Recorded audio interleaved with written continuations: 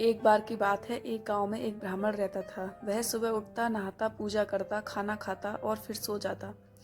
उसके पास किसी भी चीज़ की कमी नहीं थी। एक बड़ा खेत, खाना पका कर देने वाली एक सुंदर सी पत्नी और 2 बच्चों का अच्छा परिवार था।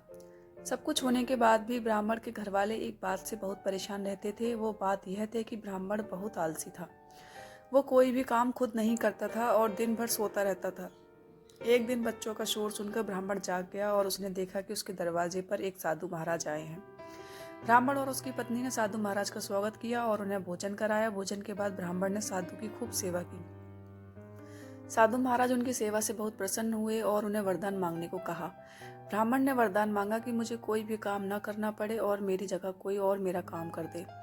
तब साधु उसे वरदान में एक जिन्न देते हैं और साथ में यह भी कहते हैं कि जिन्न को हमेशा व्यस्त रखना, अगर उसे काम नहीं दिया तो वो तुम्हें खा जाएगा। वरदान पाकर ब्राह्मण मन ही मन बहुत खुश हुआ और साधु को आदर के साथ विदा किया। साधु के जाते ही वहां एक जिन्न प्रकट हुआ। पहले तो ब्राह्मण उसे देखकर डर जाता है, लेकिन जैसे ही वो ब्राह्मण से काम मांगता है तब ब्राह्मण का डर दूर हो जाता है और वो उसे पहला काम खेत जोतने का देता है। जिन्न वहां से गायब हो जाता है और ब्राह्मण की खुशी का ठिकाना नहीं रहता। कुछ ही देर में जिन्न फिर आ जाता है और बोलता है कि खेत जोत दिया, दूसरा काम दीजिए। ब्राह्मण सोचता है कि इतना बड़ा खेत इसने इतनी जल्दी कैसे जोत दिया। ब्राह्मण इतना सोच ही रहा था कि जिन्न बोलता है कि जल्दी मुझे काम बताओ, नहीं तो मैं आपको खा जाऊंगा। ब्राह्मण डर जाता है और बोलता है कि जाकर खेतों में सिंचाई करो।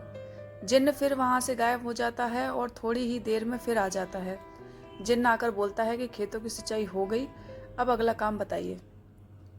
ब्राह्मण एक एक कर सभी काम बताता जाता है और जिन्न उसे चुटकियों में पूरा कर देता है। ब्राह्मण की पत्नी यह सब देख रही थी और अपने पति के आलसीपन पर चिंता करने लगी। शाम होने के पहले ही जिन्न सभी काम कर देता था। सब काम करने के बाद जिन्न ब्राह्मण के पास आ जाता है और बोलता है कि अगला काम बताइए, नहीं तो मैं आपको खा जाऊंगा। अब ब्राह्मण के पास कोई भी काम नहीं बचा जो उसे करने के लिए कह सके। उसे चिंता होने लगी और वह बहुत डर जाता है। जब ब्राह्मण की पत्नी अपने पति को डरा हुआ देखती है तो अपने पति को उस संकट से निकालने के बारे में सोचने लगती है।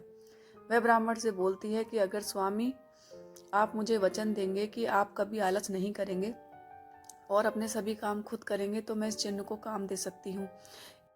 इस पर ब्राह्मण सोचता है कि पता नहीं यह क्या काम देगी। अपनी जान बचाने के लिए ब्राह्मण अपनी पत्नी को वचन दे देता है। इसके बाद ब्राह्मण की पत्नी जिन्न से बोलती है कि हमारे यहाँ एक कुत्ता है, तुम जाकर उसकी पूंछ सीधी कर दो। याद रखना उसकी पूंछ एकदम सीधी होनी चाहिए। जिन्न बोलता है कि अभी यह काम कर देता हूँ। यह बोलकर वह वहाँ से चला जाता है। लाख कोशिश के बाद भी वह कुत्ते की पूंछ सीधी नहीं कर पाता और हार मान लेता है। हार मानकर जिन्न ब्राह्मण के यहाँ से चला जाता है। उस दिन के बाद से ब्राह्मण अपने आलस को छोड़कर सभी काम करने लगता है और उसका परिवार खुशी खुशी रहने लगता है।